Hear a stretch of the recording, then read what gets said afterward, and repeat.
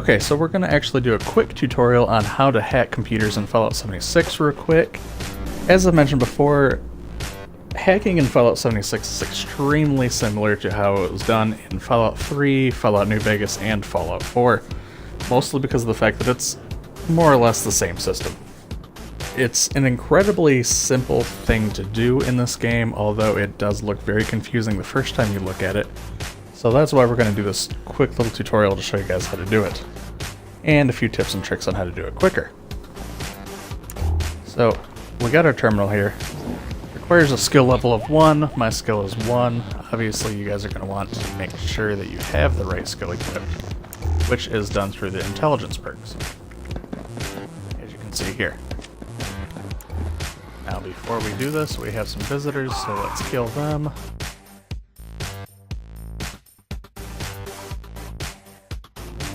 Do you want to go ahead and... There we go.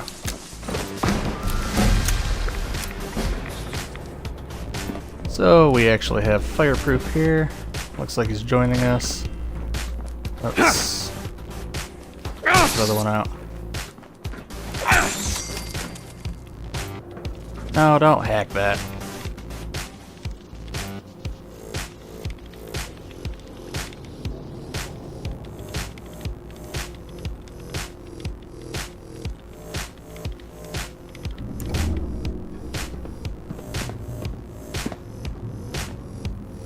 Well,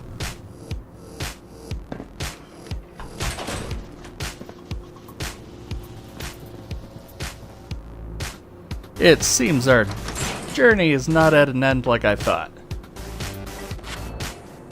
Okay. Well, he didn't know. That's not his fault. But, damn. So let's go through the tutorial now. We are going to go inside of the terminal, and like I said before, you guys are going to want to make sure that you have the proper perk equipped. So like I said, we go inside of our perk thing, we get out of that. We're going to be using Hacker for this one, which is just level 1. So we're going to go into it real quick, and it's going to bring up this screen. What you're first going to see is there's going to be a certain number of words. Now what you're going to want to start off with is you're going to pick just any of the words. It does not matter which one you pick first. We're going to start with wanting. And with wanting it says likeness of 1. Now what that means is one of the letters in this is correct, in the correct position. So we have W-A-N-T-I-N-G. Now we could come over here. There's taking. Taking's the... But ing, that's 3 letters, so we're not going to want to look at that one. We're going to go plotted. It does not share anything. Well, it does share the T, so we could use that one. This one doesn't share. That one doesn't share. So I'm willing to bet that plotted is actually the right one. But what we're going to actually do first is we're going to go ahead and check another one that we know that's not right, just to take a look. Justice could be another one. So you look there, that's a likeness of 0. So we know that none of those letters are right. That one has a likeness of 2. S-T-U-N-N-E-D, so we could do something with those. But you look, now we only have 1 attempt remaining. So what we're going to actually want to do is start coming into these symbols here. Now, in certain sections of the symbols, you'll see that there's a large group that's actually highlighted. By clicking these large groups, we're going to actually do one of 2 things, which is completely randomized. The first thing is a removal, where it will actually remove a dud word. This means that it will take out one word that is incorrect randomly from the list of words that are already on the screen.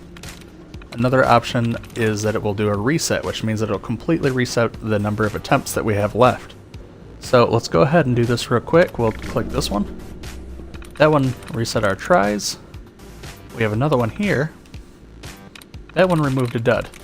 So if you look now, the word that was down here is no longer selectable. That's good because that means that we no longer have to worry about using that word or checking it.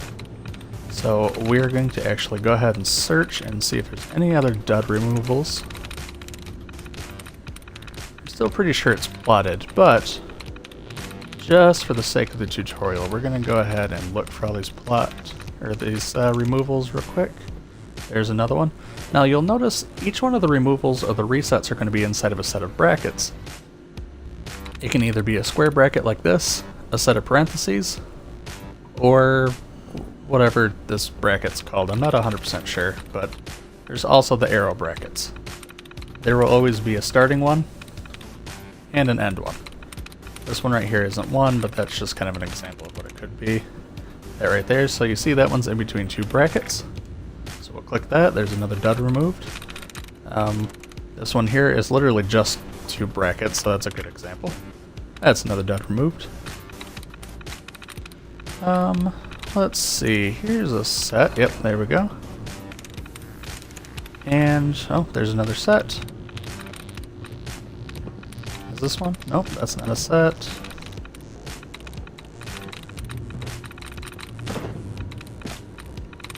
I think that's all of them.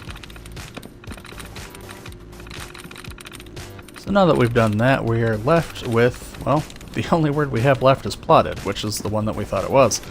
I'm going to go ahead and click that one, and there we go. We found the word that is actually the password. So now we have security door control, open the door, and go ahead and back out of here.